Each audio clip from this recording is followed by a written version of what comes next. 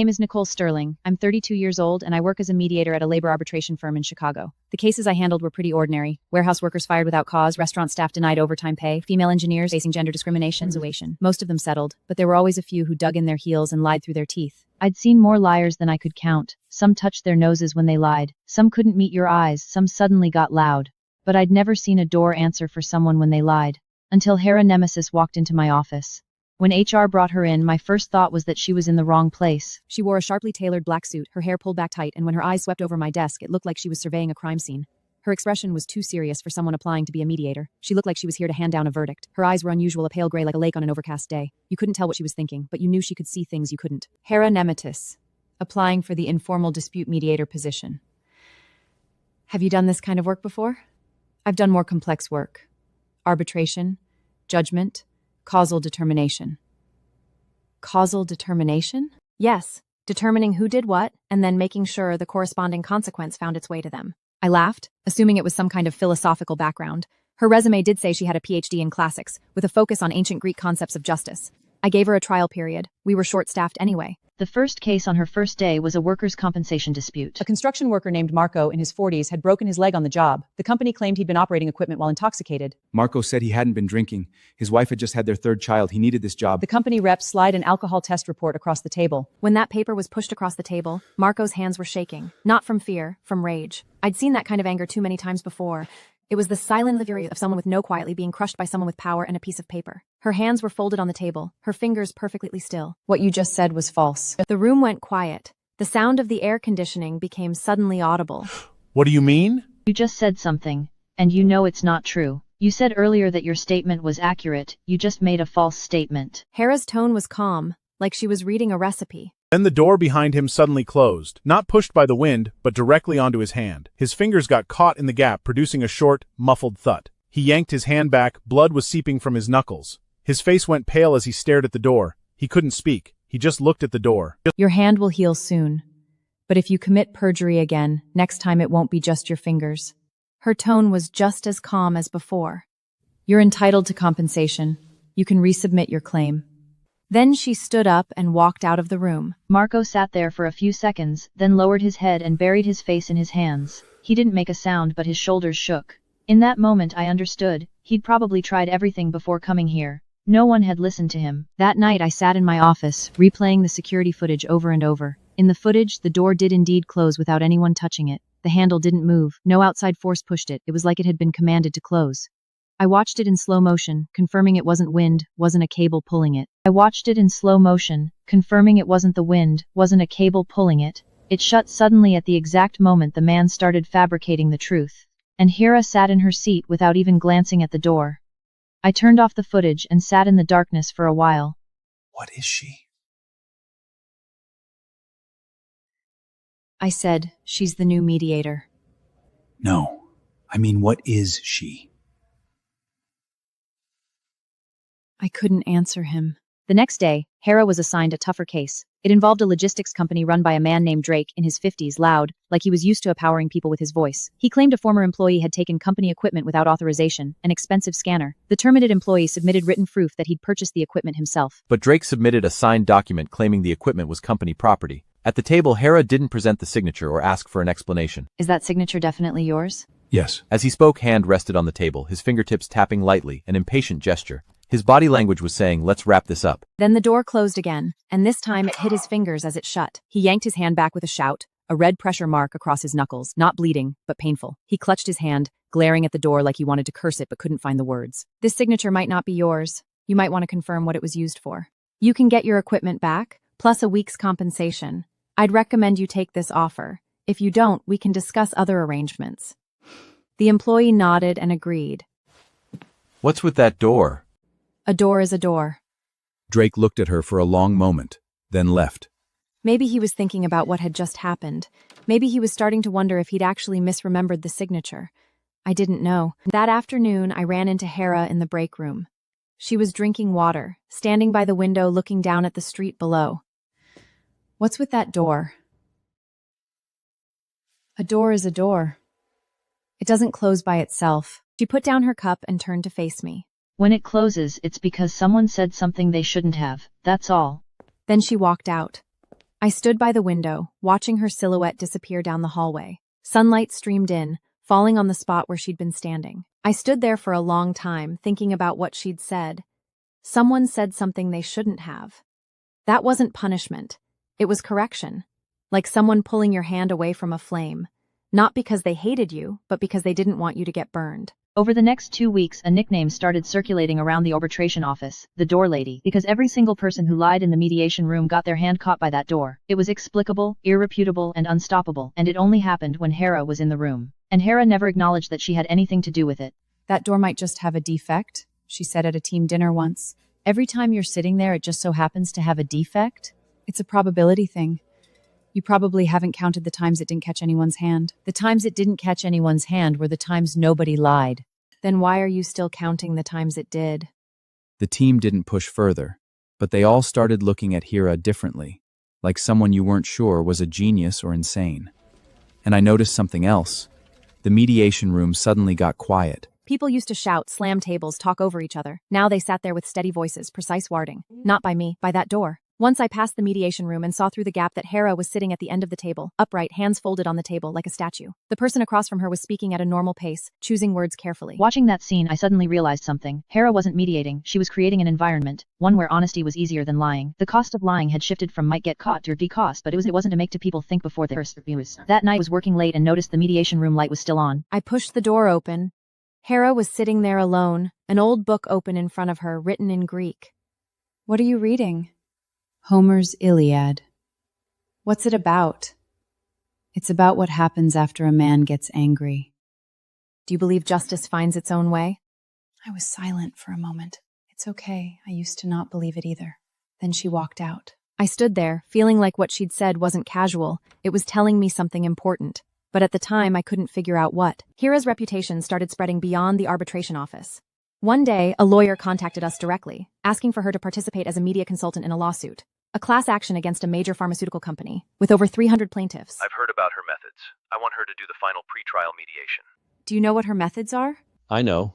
I don't care what it's called. Leah Curtiti was trading as a Dodd lawyer as my free suster of the franking rake. How many people is the pharmaceutical company sending? I don't know. I wouldn't ask that. The pre-trial mediation was set for a conference room in the Chicago Federal Courthouse. The pharmaceutical company's legal team sent 4 people, 2 senior consultants, a legal director, and an outside counsel. They sat on one side of the long table, files neatly arranged, expressions composed. The plaintiffs sat on the other side, 3 of them, including the lawyer and the 2 lead plaintiffs, a middle-aged couple whose daughter had developed kidney disease from the drug's side effects. She was now on dialysis 3 times a week. The mother's eyes were swelling that comes from crying for days and still hasn't gone down. Hera sat in the center on the other side, with no papers in front of her. When the meeting started, the plaintiffs laid out their case about a side effect that had been concealed, about thousands of adverse reaction reports, about warnings that had been deliberately omitted from internal documents. I just want to know, if they had told the truth back then, would my daughter still be living a normal life now? We did not intentionally conceal any information. The contents referenced in that document have not been proven to have a direct link to our And product. the conference room door closed. It closed, the door swung toward his fingers, but he pulled his hand back just in time. He turned to look at the door, then at the frame, as if checking whether it was functioning normally. But his fingers weren't hurt. The door just closed. No alarm triggered, no trace left behind. What just happened? When you described those files just now, you didn't mention their timing. Her tone was calm, like she was stating a fact. She lowered her head and wiped her eyes with the back of her hand. It was a small gesture, but I saw it. Your daughter will get better. The mother looked up at her. Hera didn't explain what she meant by that. And then she left. She was asked to participate. That case never went to trial. After the mediation, the pharmaceutical company's legal team started re-examining their files, trying to verify the details Hera had questioned. The final outcome wasn't made public, but the plaintiffs agreed to a confidentiality agreement and received the compensation they'd been seeking. Hera didn't participate in the case after that meeting. Soon after, she received a letter from New York, sent by an international legal organization. How did they find out about you? You could think of that door as a signal. Someone transmitted that signal to a wider network. I said, aren't you worried? I only worry about the people who lie. She accepted the invitation. Before she left, she didn't make any special preparations. No files, no equipment. She just brought herself. When I saw her off at the airport, she was carrying a very small bag, like she was going for a day trip, not a week. You're not bringing any materials? I don't need to. I'll read when I get there. What if there are no files there? Then I'll listen. Listening is faster than reading. If the door is someone it shouldn't, let me know. You'll know. She nodded once, then turned back and walked into the line. I stood outside the security area watching her. She took off her jacket, put it in the plastic bin, and walked through the metal detector. It didn't beep. She picked up her jacket and walked toward the gate without looking back. I stood there for a fraining, feeling strange. Like after she walked into that security line, she was no longer entirely herself. She was becoming something larger. Hira was invited to participate in an independent mediation connected to the United Nations, not as an official representative, but as an observer. The meeting concerned a long-standing international dispute related to tutorial and resource allocation, involving 4 different nations. Negotiations had been going on for 2 years without progress. Every time a preliminary agreement was reached, one side would invoke a previously unmentioned historical record right before signing, claiming the other side's statements didn't match the facts. The mediators wanted to bring in someone who wasn't easily misled. They chose Hera. The meeting was held in a building in Geneva. The room was spacious, with a curved long table. On both sides sat delegations from different countries and regions, 6 to 8 people per delegation. Hera was seated not far from the corner of the table, with a nameplate reading observer in front of her. She didn't speak the entire time. She just listened. There were no papers on her table, just a glass of water. The first day's discussion focused on resource application radios and the division of jurisdiction. Each side took turns presenting their positions and supporting evidence. Maps, statistics, historical records. Hera made no indication of anything, took no notes. She just occasionally glanced around the table as if observing how the files were arranged or confirming everyone's seating order. When one country's representative mentioned a historical treaty, his assistant light-jawed his ankle under the table. He paused for half a second, then continued. Excuse me, could you please clarify that point? Which year's version are you referring to? The original 1864 version. The version of that treaty you cited does not contain the clause you just mentioned. You're referring to the 1867 amended version. The room went quiet. The representative didn't answer immediately. I'll confirm the version. The meeting didn't conclude that day, but after that question, the statements around the table became noticeably more cautious. Document citations decreased, and requests for cross-verification increased. That night, Hera returned to her hotel. She stood by the window looking at Lake Geneva, didn't record anything, didn't write any notes. She just stood there, watching the lake. Then she drew the curtains, turned off the lights, and sat in the darkness for a while. That was the closest thing to rest she got that day. The next morning, the discussions continued. That country's representative arrived with a file packet containing copies of the 1864 treaty and a timeline of its amendments. The version we previously cited may contain some timing errors. We will continue to use the original version as our baseline and proceed with the discussion. Hira didn't press further. For the rest of the discussion, she barely spoke. She just sat quietly or came on others to realize whether their statements are out the window. Without her speaking, the negotiations progressed faster than before. Not because she said more, but because the one thing she had said was still hanging in the air, like a thread connecting everything that came after to the same reference point. A delegate from an African country walked up to Hira. I noticed you didn't take any notes. I don't need to. Then you remember everything? I remember. You have a special ability. Yes. The delegate nodded and returned to his seat. Hera stood there, looking at Lake Geneva through the window. Her expression didn't change, but she was thinking. At the end of the session, all parties agreed to meet again within 6 months and to reach prior agreement on document versions and citation accuracy. Hera didn't historical documents must be referenced by their original versions and cross-verified. She just sat at the end of the table, watching those words get written down. Geneva mediation didn't produce a final agreement, but it did produce a preliminary framework. Your presence seemed to change the rhythm of the session. That's not a criticism, just an observation. I noticed. Will you continue to participate in similar activities? If I'm invited? We'll consider whether to keep an observer seat in future sessions. Hera didn't confirm or declined. She just stood there, then went back to her seat and confirmed that the documents on the table had been organized. As she left, she passed by the delegate from the African country, who was packing his briefcase. Hera walked out of the conference room and down the hall to the elevator. The hallway was long, lined with dark wooden doors and signs in both French and English. Her footsteps were light on the floor like a thin blanket. She stepped in the elevator and pressed the ground floor button. The elevator descended slowly. She watched the numbers go from 4 to 3, from to 2, light streaming through the floor-to-floor windows. She walked out of the lobby and into the street. The sky was gray. The lake was gray too, like her eyes. She walked along the lake for about 10 minutes with no destination, just walking.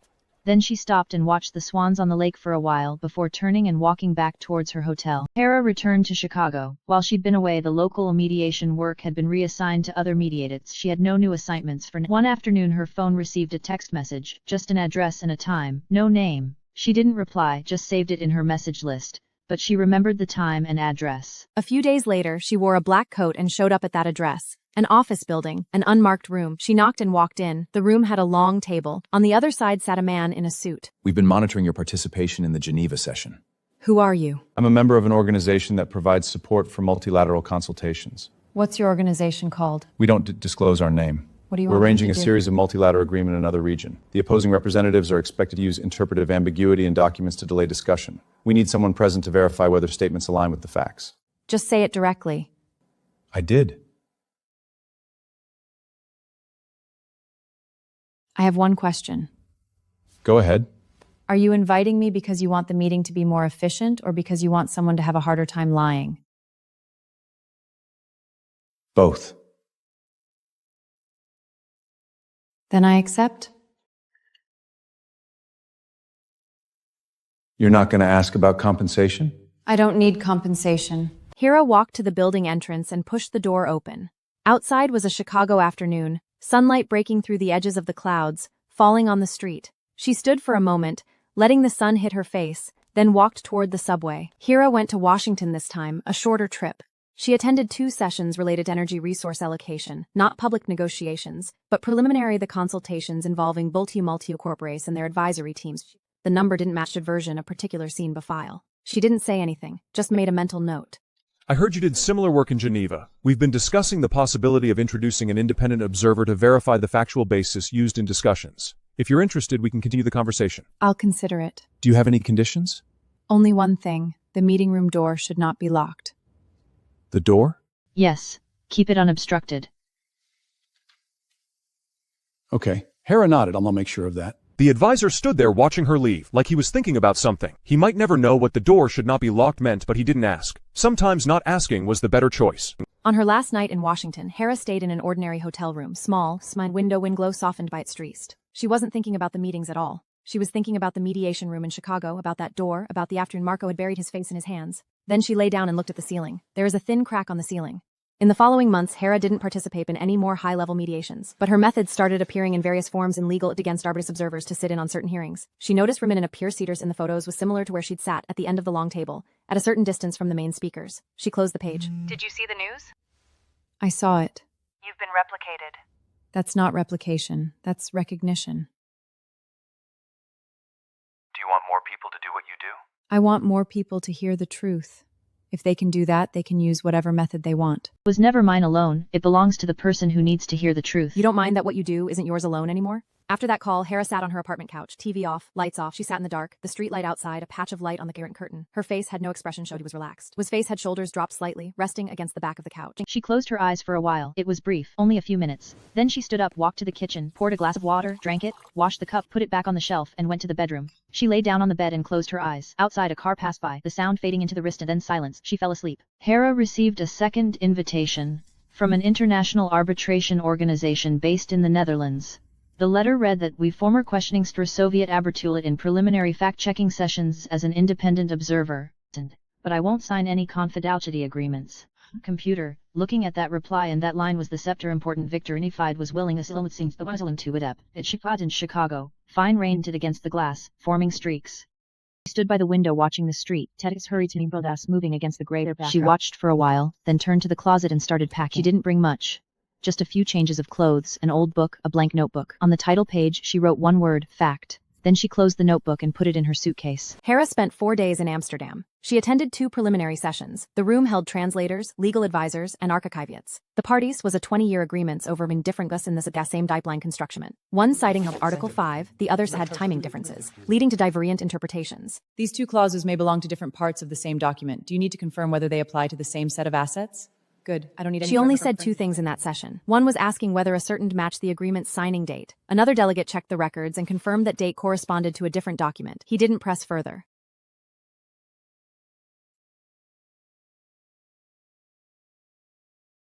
You're that observer? Yes. I noticed that date question you asked in the second session. I spent an hour checking all the document versions. You were completely right. You checked quickly. I'm used to it. But most of the time, nobody checks what I check. I check. That's why I'm here. The girl looked at her with something Hira didn't see often. Not admiration, but a longing that said, I want to do that too. Can I become someone like you? You already are. You're just waiting for the moment you're needed. Thank you. The girl nodded, hugged her files, and walked away. Hira stood there watching her go, feeling that what she'd just said might have been the most important thing she'd said in a while. Hira kept no records of the Amsterdam sessions. She left no notes and submitted no report after returning. But the image of that young archivist stayed with her, like a photo that didn't need to be displayed. When she contacted another arbitration organization, they told her the case had moved to the second phase of document exchange. She didn't ask if there would be new mediation arrangements. We're considering continuing to invite you for the next phase, but we need to confirm whether you'd be willing to sign an attendance acknowledgement. I can attend, but I don't sign documents. We need to prove that you were actually present. The way to prove I was present isn't a document, it's that the meeting content changed. You don't need to prove I came, you just need to prove the meeting got better. We'll adjust the confirmation method. Good. She'd lost count of how many meetings, how many cities, how many languages. She only knew that after every session, the people at the table knew more clearly what they were saying than before. Hera never publicly promoted her services. She had no website, no social media accounts, and no listing in industry directory. But she seemed to have established connections international legal and arbitrator's reach from its differentiations kept increasing. It was a small restaurant in Chicago, red leather booths by the window, dim lighting. Do you know how many cities you've been to? I haven't counted. Do you know how many people are copying your methods? I've seen some. Does it bother you? No. It means they understand the core thing. Truth doesn't need to be enforced. It just needs to be reminded. Are you tired? Tired. But not because I've seen too many people start believing their own lies. That was the first time Hera had said the front of Nicole. Nicole Mespress just nodded slightly. They finished their meal, Hera paid, and they walked out into Chicago night. Streetlights cast pools of light on the ground. I'm going to the airport tomorrow morning. Leaving again? Yeah. Where? Somewhere I've never been. The light turned green, they crossed the street, parted at the other side, and walked in different directions. Once, Hera received a call with no caller ID. I heard you've participated in multiple arbitration sessions without a contract, where I'm a representative from a non-profit litigation involving land rights and contract enforcement. We'd like you to attend as an independent observer. If you agree, we'll send the session schedule. How long will it take? About 3 days. She didn't ask for more details, didn't write down the caller's name. After hanging up, she stood by the window, looking at the street outside. It was a quiet night, she knew she'd be leaving again. Her passport was in the drawer, along with some leftover foreign currency, probably enough for a cab. She didn't know which country she was going to, but she'd spend those 3 days sitting at the edge of some conference talk. Then she'd ask a question at the right moment, one that made the air lighter, and the door would close, at the right time, in the right way. And she walked back to her room, opened the closet, and pulled out a black suitcase. She started packing, fold neatly, not too much, not too little. Hera attended a session in Madrid. The room wasn't large, about 20 participants, divided into 2 sides. In the center of the table lay a copy of the agreement, its edges curled from being handled at the side of the room, near the window. After she noticed the nameplate on the table didn't just set out her observer, she didn't object. That date doesn't match the document number you provided earlier. Which year's document are you referring to? The date you mentioned corresponds to the 1982 version, but the reference document signed through provided to sign. One researcher found the original real version and confirmed the discrepancy to the session chair. He confirmed the difference was real before resuming. It didn't change for 15 minutes signing as of the agreement, but it did shorten the time it took to get there. During those 15 minutes, Hera stood up and walked to the window. She looked out at Madrid's cityscape, refruvos lampas in the distance. She wasn't thinking about the session at all. She was just looking at the view. Behind her, there was low conversation, the rust papers, phone rings, the clink of cups and plates. The session resumed. 15 minutes later, we returned her seat. The session continued like nothing had happened. Hera attended more and more sessions, sometimes pre-arbitration fact-checking, sometimes preliminary consultations on contract disputes, sometimes preliminary contacts between governments. She was present to Didime tasking her to provide session observation summaries. She wrote just one sentence and sent it to all relevant BDs. She herself spoke very little. When Nicole saw that summary in her office, she sat in her seat for a long time. The summary had no legal standing, it was an official document, but it circulated among all session participants. With no objection, she sat there, realizing that Hera was creating a kind of she was present that didn't need a signature to be effective. She didn't night. Nicole sent Hera a message. I saw your summary. Hera replied, yeah. Nicole said, you don't need a signature and people still trust it. That's because I never write anything I'm not sure about. Nicole looked at that message for a long time, then outside was Chicago night, city lights flickering in the distance. Not a change in the rules, but a change in how people felt about the rules. She sat on one side of the long table without commenting on any of the delegates' identities. That map might have been drawn later than your other reference documents. Have you confirmed its production year? I believe it's from the same period. You might want to confirm that before referring to it again. Hira was invited to Southeast Asia to attend a mediation session. Unlike before, she had no advanced knowledge of the topic and received no document summaries. After arriving, she learned the participants of their nameplads as representatives from 3 countries and a mediator from an international organization. The topically was fishing rights in a disputed maritime area. The delegate didn't continue the discussion, but in later statements he changed his wording and stopped that map. After the session, a mediator from an international organization approached her. He was a man in his 50s, gray at the tims, but his eyes were sharp. But you're the only one who makes them discover their own dishonesty. That's because I can only let them discover it themselves. Why?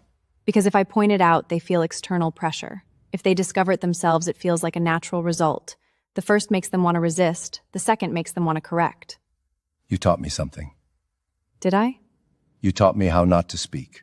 Hira attended a session in Oslo about Arctic resource development. The room was full of delegates from different countries. The heat was on high and snow falling outside the window. Hira sat by the window where she could watch the snow hit the glass, melt into drops, and slide down slowly area. Every side spoke cautiously, with complete files and detailed data. Everything looked normal. Everything looked true. According to our research, the recoverable reserves in this area are... After he said that number, Hira glanced at the document on the table. Then she asked a question, not about the reserves, but about where that number came from. That source organization updated its assessment methodology last year. Your number is based on the old method. We'll verify that. That night, Hera walked through the streets of Oslo. The snow had stopped. The ground was covered in a thin layer of white. The street lights cast a warm white on the snow. She walked lightly, her footsteps barely on the roadside, looking at the brightly lit buildings in the distance. Her breath turned to white mist in the cold air. She sat there, fingers clasped on her knees, not thinking about any session. She was watching the snow, the city, this place she might never come back to. After about 10 minutes, she stood up and continued walking back to her hotel. The room was warm, and wind drew a form inside the glass. Through that circle, she saw the snow-covered street outside. In 1 month, Hera visited 3 different countries. She flew to Istanbul, Singapore, and Oslo, staying 2 to 3 days each time for sessions on different topics. During the Istanbul session, she noticed as a detail that stuck with her. An interpreter in the process of translating changed the speaker wording, translating dispute as difference. In that context, the 2 words meant entirely different things. Did you say dispute or difference just now? I said dispute.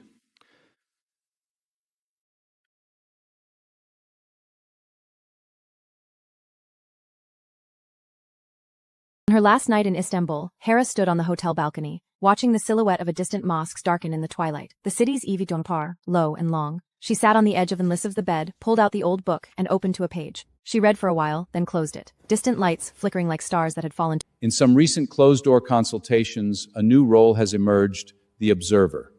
They don't represent any party and don't participate in drafting agreements. They do only one thing: point out inconsistencies between facts and statements.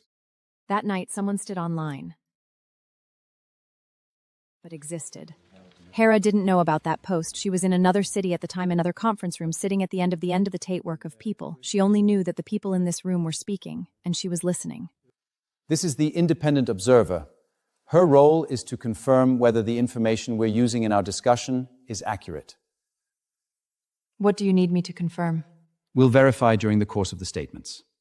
I'll confirm when necessary. In another session, she found herself seated in the exact center of the long table, with the main representatives from both sides on either sides. It was arranged by the organizers. No papers in front of her, then looked away. When the session started, she noticed that she was occasionally blinked her way while they spoke, not to see her reaction, but to check whether their words would make her frown. She realized that her presence itself had become a calibrating mechanism. No need to speak, maintaining quiet and existing still in her room. She sat on the edge of the bed, thinking about what had happened that day. She was no longer just an observer. She was becoming a device. As long as it made people speak more accurately, it could be installed anywhere. How do you determine whether a document contains something you might need to verify? Usually by reading it. What if you haven't read that document? I'll read it. Before the session starts? If time allows. What if it doesn't? I'll read it during the session. How fast do you read? Fast enough. Fast enough to keep up with the speaking? Speaking is usually slower than reading, because speakers need time to think. I don't.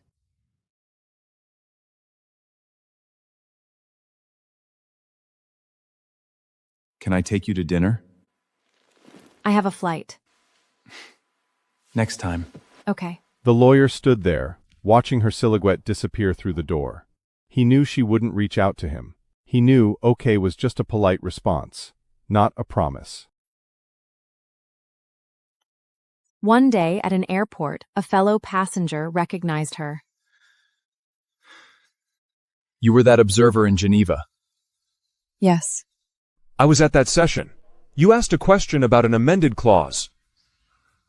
I remember. After that, our team went back and rechecked all the documents. We found a timeline error we hadn't noticed for 2 years. That's good. I want to thank you. You're welcome. She stood up, picked up her boarding pad, and walked toward the gate, watching her cross the terminal. Her pace was steady, not fast, not slow, like a quiet light passing through the crowd. He didn't stand until she disappeared through the gate. Hera was invited to a multilateral session with participants from 6 different countries, discussing cross-border water resource management. The sessions included flow monitoring and reporting grievances for shared water related to climate tribute pacts. Third, has the adjustment plan you mentioned been submitted to all relevant parties for review? These questions were incorporated into the agenda for the second day. They weren't answered directly, but they were included for further discussion. The next morning, when the chair brought up those questions again, Hera noticed that someone had already pre-detailed responses in advance. She realized had been carefully considered outside the session. They had already been taken seriously. Hera was sometimes out of the country for 2 weeks straight. She never turned down a request. One day, while organizing things in her Chicago apartment, with a sticky note on the cover that read, "Thank you for your verification," she opened the file and flipped through it and saw her own name written in an internal memo which read, "As verified by the and through the patent," her name was there. She looked at that memo while, then closed the file. She stood there holding it, sunlight sure who had written that memo or how it had found its way to her. She didn't need to be credited, but someone had credited her anyway. Sometimes in meeting minds, she'd find herself referred to and observed the same sex consultant, sometimes different filled in the same sector across different disciplines. She didn't point out these importance or suggest standardizing the titles, bring nests in discussions. When asked about her role, she would usually say, "I'm listening. We're honored to have the supervisor of truth with us." One day, a session chair said in his opening remarks, "We're honored to have the supervisor of truth with us." I'm not the supervisor of truth. Why not? The chair stood there, thought for a moment, then nodded. "I understand."